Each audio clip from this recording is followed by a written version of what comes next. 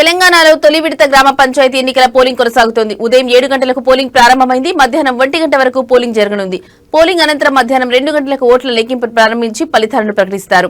మొదటి విడతలో భాగంగా 3834 గ్రామ పంచాయతీలు, 27628 వార్డులకు ఎన్నికలు జరుగుతున్నాయి.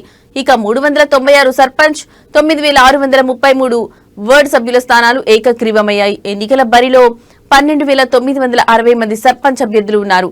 37,562 పోలింగ్ కేంద్రాలు ఏర్పాటు చేయగా 50,000 మంది పోలీసులు భద్రతా పర్యవేక్షిస్తున్నారు. మావోయిస్టు ప్రభావిత ప్రాంతాల్లో భద్రతను మరింత కట్టుదిట్టం చేశారు.